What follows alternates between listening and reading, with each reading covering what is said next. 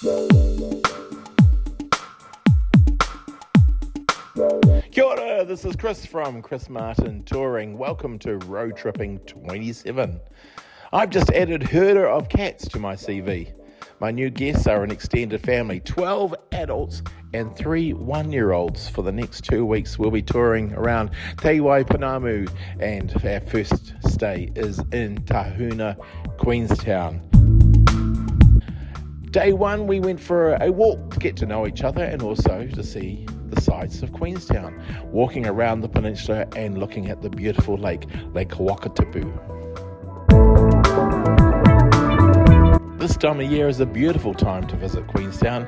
It's kind of on the edge between the summer season and the winter season, but the autumn colours make it a beautiful place to be.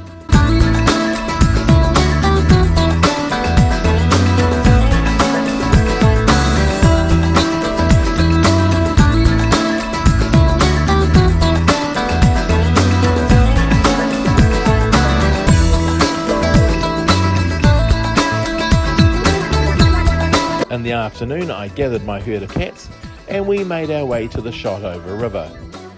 The Shotover jet boat is one of the cornerstones of thrill-seeking Queenstown. Zipping through the canyon close to the rocks and doing spins on the Shotover River is good fun, and it gets your heart racing. I brought guests a number of times to the Shotover jet, but this was my first time actually getting on the boat, and I was pretty excited to have a go and to give it a spin. Pardon the pun.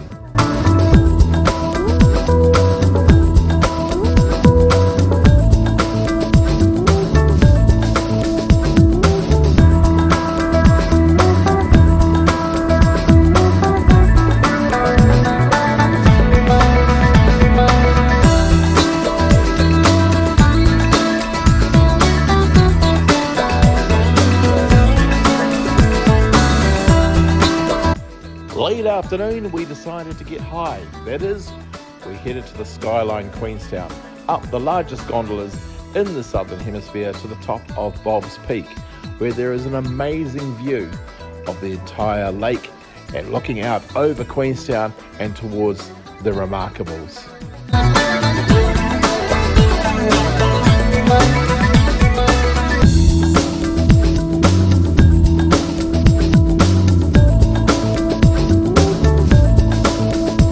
Some of our group went and did the luge, the others of us wandered around and enjoyed the views. And then we gathered in the restaurant for a beautiful buffet dinner. This is one of the best buffet dinners you can have here at the Stratosphere. The view is incredible, the food is incredible, and it was a great way to finish our first day together on this road trip.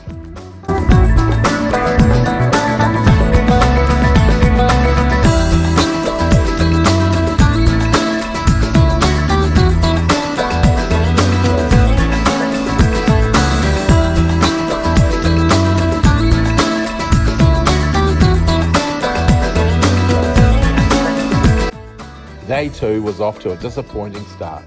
This morning my guests were to get on a helicopter and fly all the way to Milford Sound, then take a cruise and then fly back. It was going to be a spectacular day, visiting one of the most spectacular places you can when you're in Ayrburn, but the weather wasn't looking flash, and so the trip got postponed. In fact, it ended up being cancelled. So, the opportunity to make lemonade from lemons. One thing that wasn't on my guest itinerary for the stay in Aotearoa was to visit Arrowtown. So, that's what we did.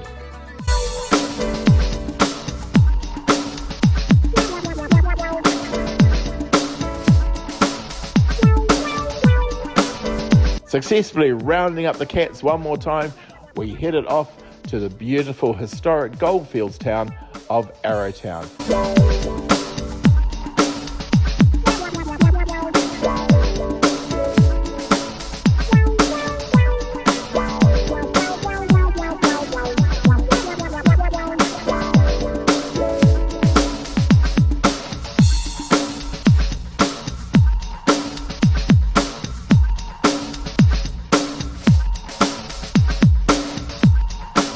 This is the time of year you want to come here. The hills are covered in deciduous and introduced trees. They're all changing colour in preparation for winter. Beautiful colours, beautiful tones, but still that lovely autumn sunlight. We got there and I said to them, go and explore, and they did just that. Some of the team went off and hired bikes and went off cycling some of the amazing trails around the township and around the Arrow River, while others enjoyed the cafes and the shops. Never seen you in the warm sunshine. Did I know you back in ancient times? Day 3, and I find myself all alone and by myself. My guests have headed off with a fantastic crew from Nomad Safaris on a Lord of the Rings tour. So I'm sitting here twiddling my thumbs. Well, not exactly, because I decided to do something that I'd wanted to do for quite some time, but hadn't had the opportunity until now. I headed out to Ayrburn.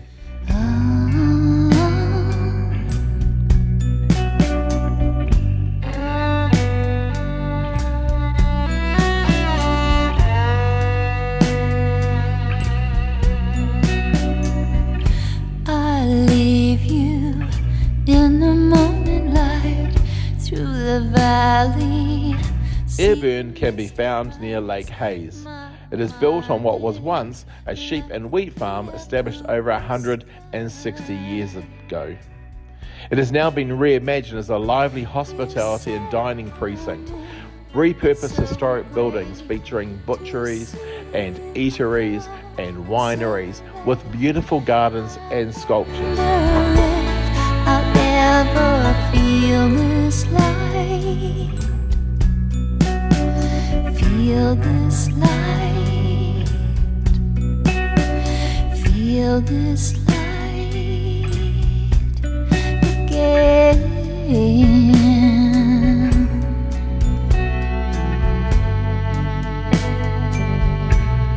A fantastic place to visit and a fantastic place to explore. On the day that I was there, it was raining just a little bit, which meant I had the gardens and the sculptures pretty much to myself. Not so much the cafes because they were full. That's where everybody had headed to get out of the rain. But that's where I found myself having eggs Benedict and actually having a pretty good time and making a mental note that I must come back here sometime soon. Feel this light. Feel this light again.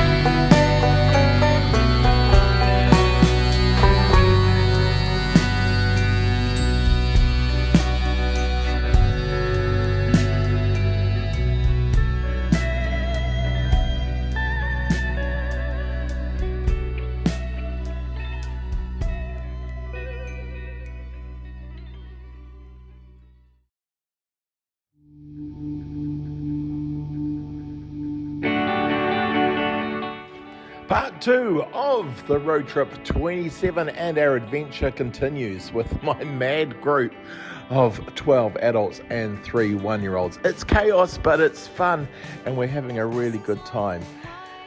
Time to leave Tahuna, Queenstown, and heading over to the west coast via the Haast Pass. On the way, we stop off at the Blue Pools. Just recently, the bridge reopened there, so the walk is now open. But when we got there, the blue pools weren't blue, they were emerald.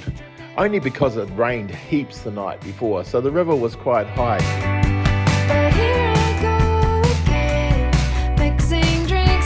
Still a great walk through the forest down to the river, and a perfect place to be able to skip stones.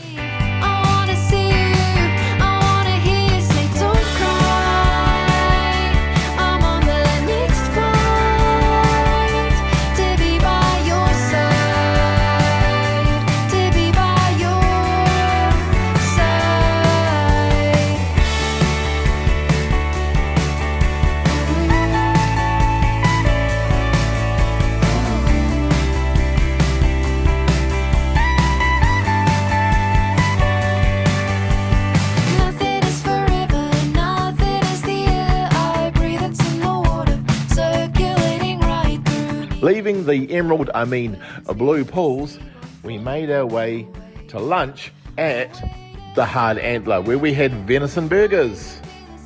After lunch, it was time to make our way to our accommodation with a short stop at Knights Point Lookout. This is a great place to stretch your legs, but also to look out down the coast. A fantastic view, taking in the coastline, the beautiful coastline of the west coast of Aotearoa. And then arriving at our accommodation, the Wilderness Lodge at Lake Moeraki. This is a fabulous place to stay. It's got Wilderness Lodge vibes, but also just a touch of luxury in that there is a bar and there's a chef.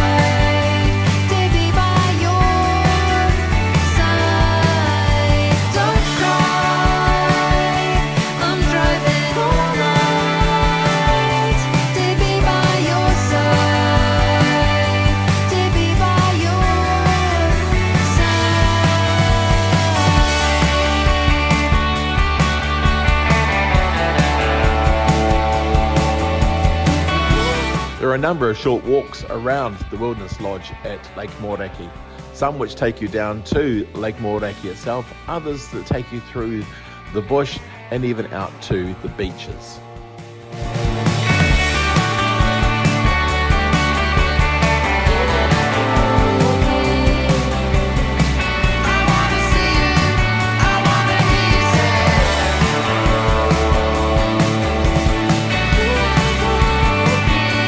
The river valley around the Lake Moeraki Wilderness Lodge is unique in that it is pristine and untouched.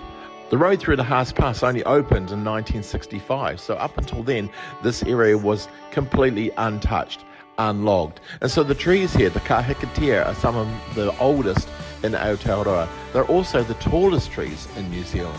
So it is a privilege to be able to visit this place. And the guides here at the lodge would take us out in the evening to see the trees, describe them to us, introduce them to us, and we'd also have the opportunity to see some of the native birds as well. To be by your side, to be by your side. Don't cry, I'm over this flight. To be by your side. I wanna see you, I wanna hear you say. One of the most popular walks to do around Lake Moeraki is the walk out to Monroe Beach.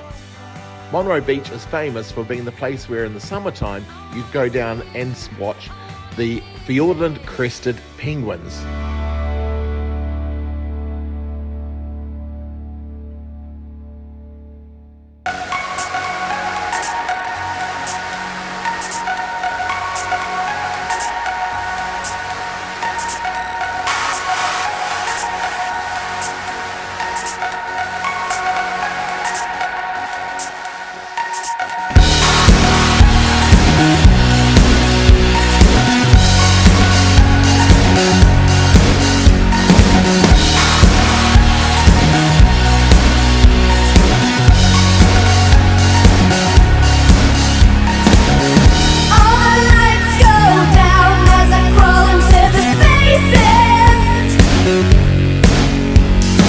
They're not there this time of year, but it's still a beautiful walk through the bush down to what is a spectacular and isolated beach.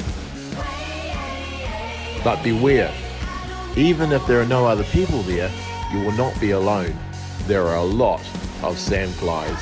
Be prepared. Bright lights turn me green.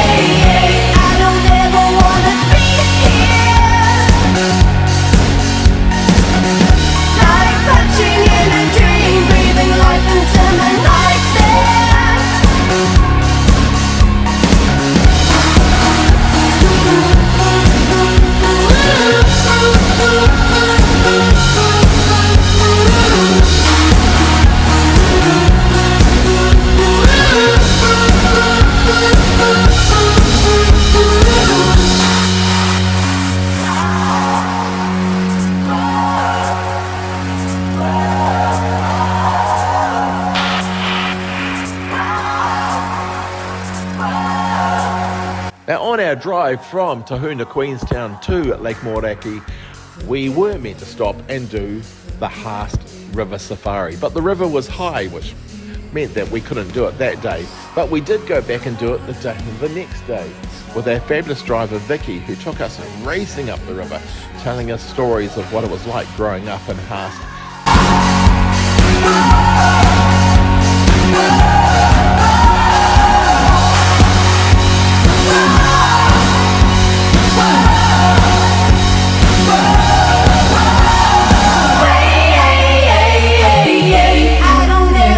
This is a very isolated part of Aotearoa, famous for fishing and hunting.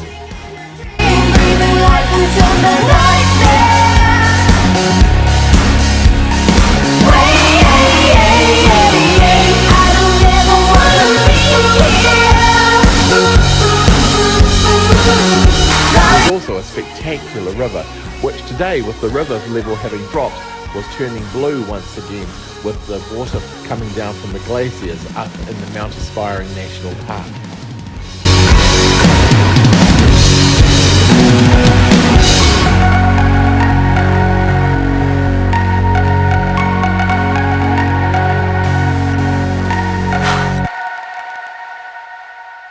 One of the great activities we got to do while staying at the Wilderness Lodge was kayaking down the Moeraki River down to the Moeraki beach.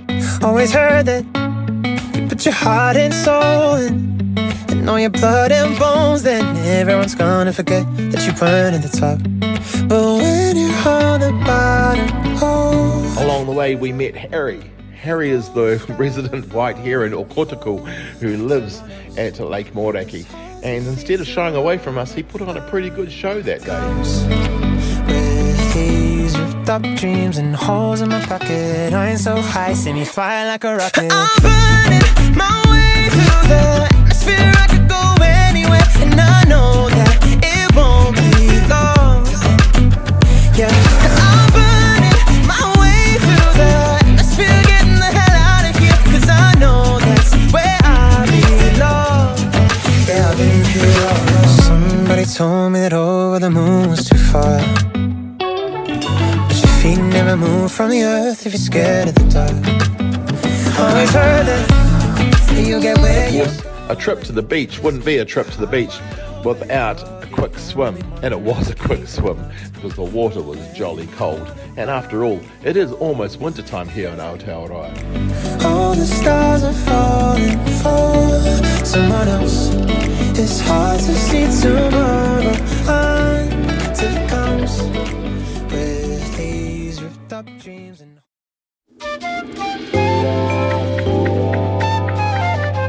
Kia ora and welcome back to Road Tripping 27. And if you haven't seen part 1 and 2, well, maybe you can go and look at those, because this is part 3 as we continue our adventure exploring the west side of Te Waipounamu. 12 adults, 3 one-year-olds and a 17-seater van, and we are driving up now the west coast, stopping at Ships Creek, where our guides are taking us for a walk around the beach and through the Kahikatea forest.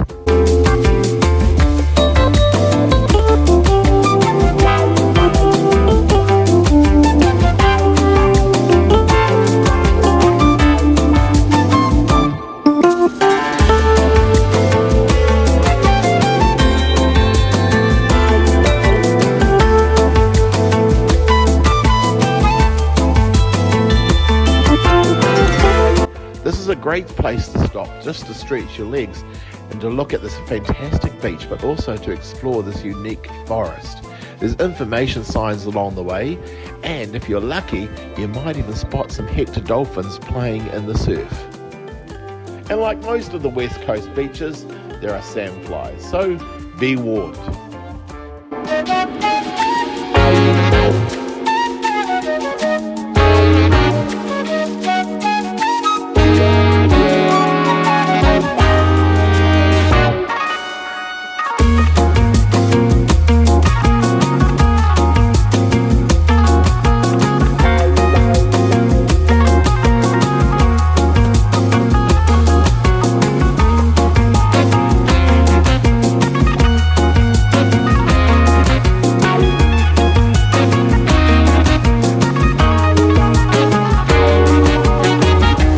way north, we stopped at Bruce Bay to look at the spectacular view, but also to get a coffee from the Bruce Bay coffee cart.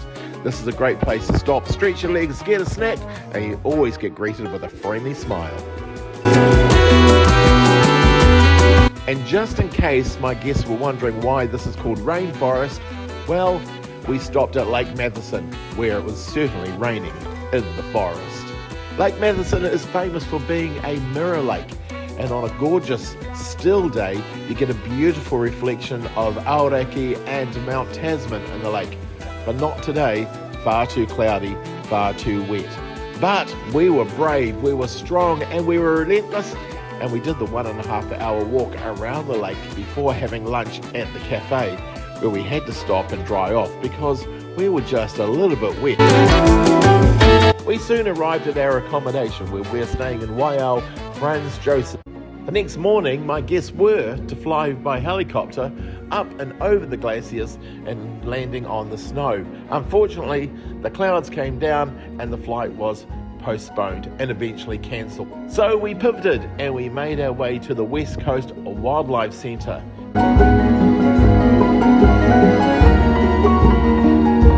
Here in Franz Joseph, you can visit the Wildlife Centre and you can see live kiwis and little blue penguins, as well as tuatara and lots of information and interactive displays.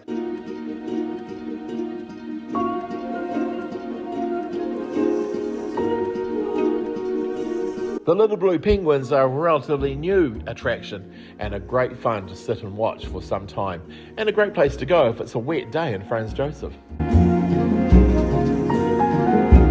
But we weren't going to let the rain hold us back, so we headed off for a tour with the Franz Joseph Wilderness Tour crew.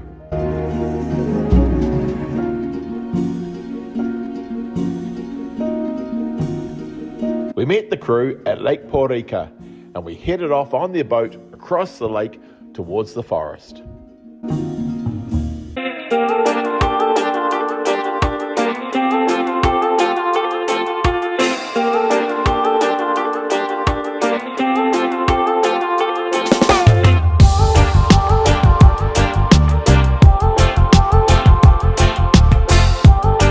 Our guides took us across the lake and onto the border of Okarito Reserve. This is where you find the only mainland colony of white herons or kotoko. This is also the place where roe, Aotearoa's rarest species of kiwi bird, can be found. As well as a commentary about the lake and the surrounding mountains, our guides took us for a nature walk through the rainforest in the rain.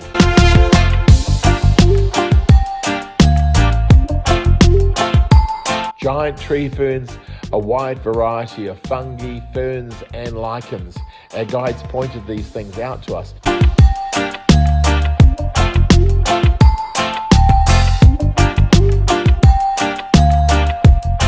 They even showed us a hollow where kiwis had nested in the past, but nobody was home on the day that we visited.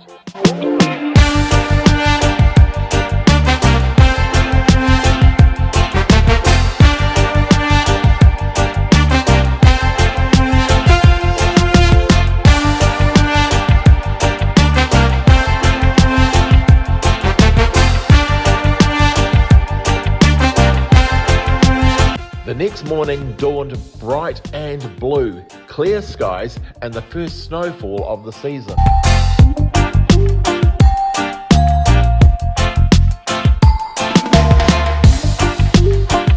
Having walked the streets, the street of Franz Joseph, I managed to find a ride for my guests with Glacier Country helicopters. A trip up to the glaciers with a snow landing, something they'd missed out on the day before, but today they were lucky enough to get that flight.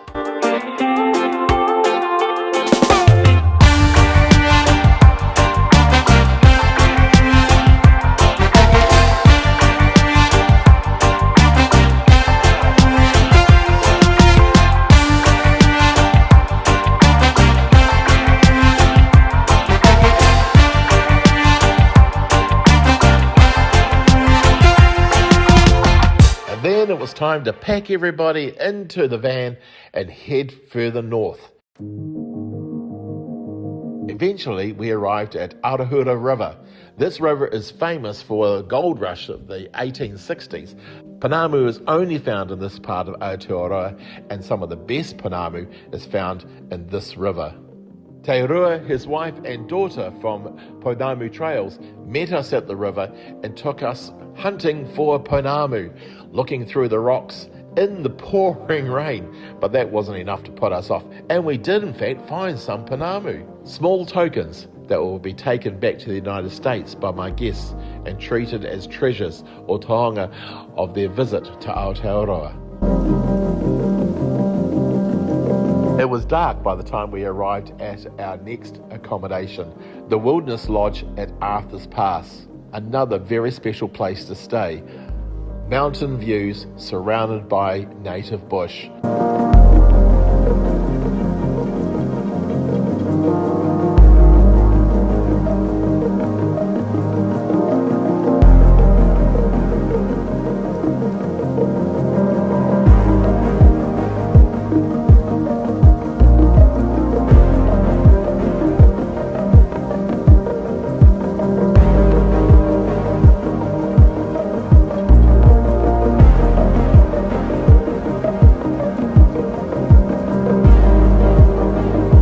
The guides at the Wilderness Lodge took us for a walk the next morning, visiting the Aotearoa Viaduct before we headed up into the Beely Valley to look at the mountains, the trees, and to listen to the native birds.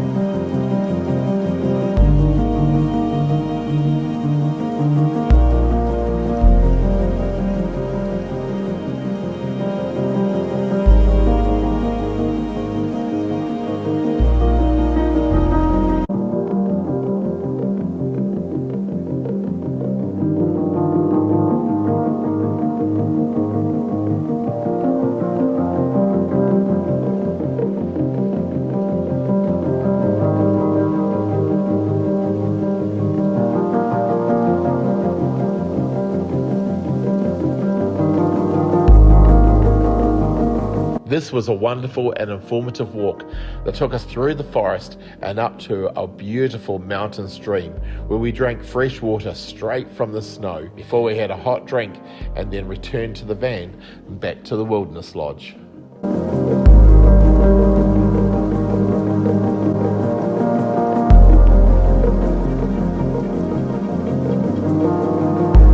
The skies are blue, but the mountains covered in snow, the first snow of the winter of 2026.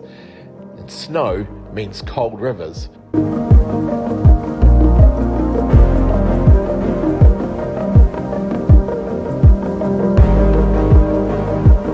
So this was a great opportunity to take a cold plunge. Really? Yeah, it really was. So two of us headed over to the Waimakariri River, where we found a swimming hole, and we did take a cold plunge, a very quick cold plunge. In the evening, we were treated to a tour of the Coralline Sheep Station. This is on the same property as the Wilderness Lodge of Haast Pass.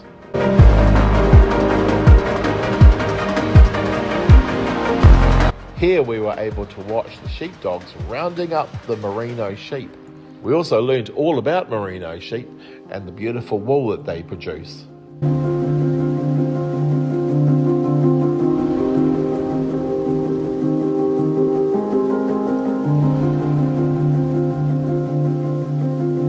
road trip isn't over yet. We still have another night at Haast Pass before we head off to Otautahi to round off Road Tripping 27.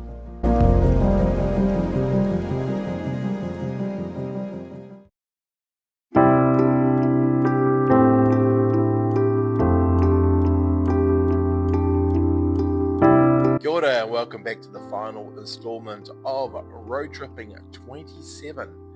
While staying at the Haast Pass Wilderness Lodge, we got to do some fun things in and around that area. And one of the highlights was visiting Otautahi, Castle Hill.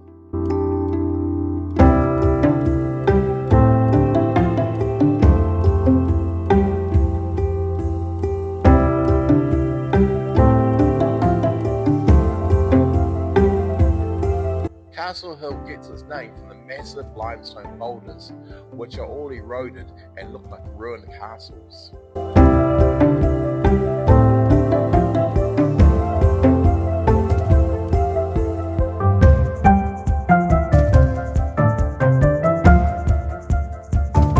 This place was an ancient seabed. The limestone rocks are over 30 million years old.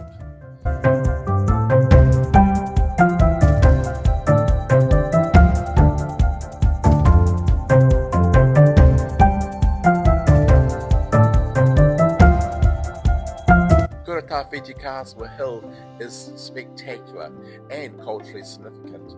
The Māori described it as the birthplace of the gods, and Otautahi refers to the kumara which was grown there as a gift from a land from far away.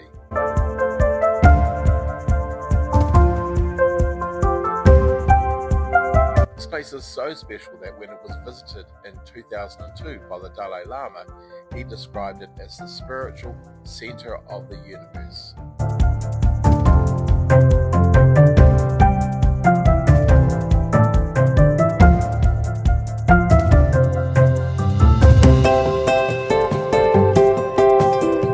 Some people will tell you that The Lord of the Rings was filmed here, but it's not true.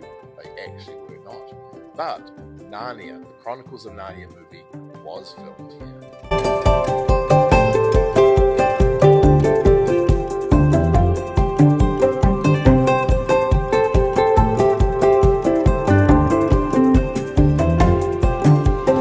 My guests loved visiting Otautahi Castle Hill. They got lost amongst the limestone and got lost in the story and the legends of the place. And when they were asked afterwards what was the most fun thing that they did on this trip, Castle Hill was way up there. Totally recommend visiting this place.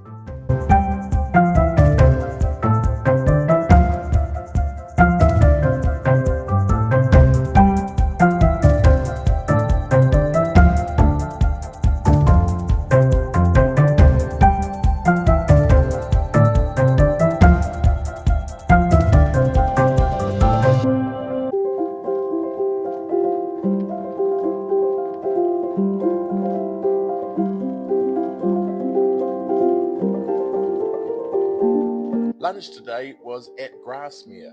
Glacier is a high country farm, a sheep farm, a merino farm, very much like the one that the Wilderness Lodge of Haast Pass is on. But Glacier has a high-end lodge that you can stay at, but you can also visit for meals. Just recently it started opening up for lunches, and so that's where we found ourselves today. Cold outside, but inside there was an open fire, and we ordered pizza that was made on the pizza oven right outside our window so we could watch it being made and we can enjoy it.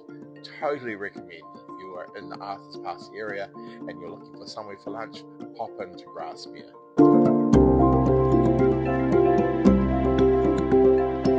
The valley down by the Beeley Spur and where the Waimakariri River flows through is known as Rainbow Valley. Today, we can see very clearly why this was the case. There were numerous rainbows, full rainbows, right across the entire landscape.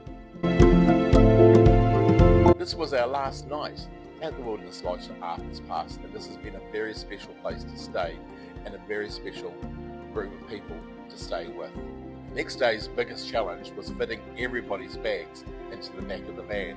This is the first time during this road trip that everybody's bags had to be put into the van in such a way that they could be taken back to Otautahi, Christchurch. It was an exercise in playing giant Jenga with all the suitcases and bags, and we managed it. We were pretty proud of ourselves.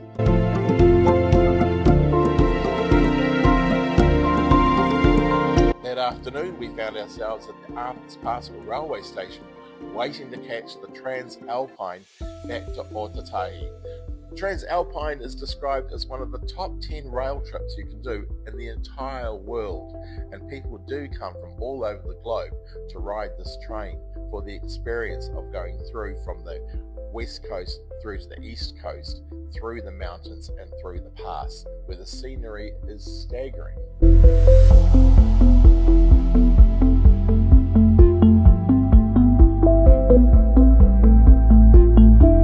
Unfortunately for my guests, they weren't going to get to enjoy the scenery. Last night there had been a massive thunderstorm in Haast Pass.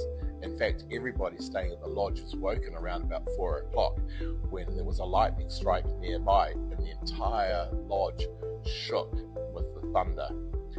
That lightning took out the signals on the Otautahi, so the train today was running 2 hours late. So by the time it arrived at Haast Pass, it was already dark. Because it was dark, my guests didn't get to enjoy the scenery, though they did get to enjoy the comfort of riding on a train and not riding in a van, which I drove back to Christchurch and met them at Otautahi railway station.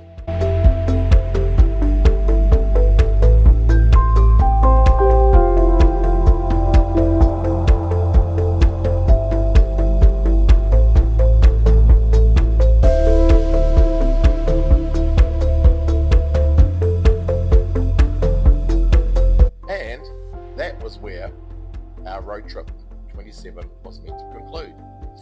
But it was a lovely sunny day the next day, and so I said to my guests, who would like to go for a walk around Otautahi? I just thought it was a shame for them to leave my hometown and not get a chance to look around. So we met in the foyer of their hotel and we went for a wander around the Garden City, Otautahi, Christchurch.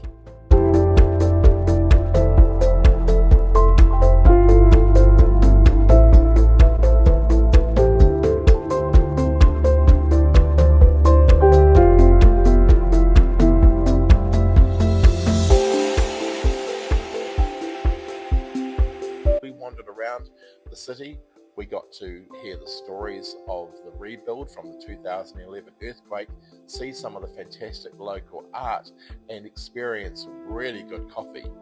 We also heard the stories of the English settlement, but also the significance of Ngāi Tahu and some of the special places in and around the city.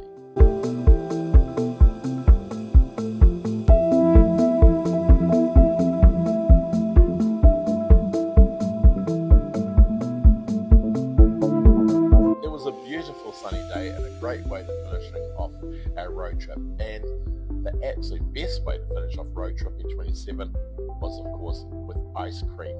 So we stopped as our final thing to do together. We took a lick pick at Rollicking Gelato. Ngā mihi nui, my guests, my fantastic family from the United States. Thank you, Lawrence Whānau, for inviting me to be your guide, but also including me in your whānau's adventure in Aotearoa. It's been a blast. Safe travels, and hopefully you'll come back to Aotearoa again, and I'll get to be your guide once more.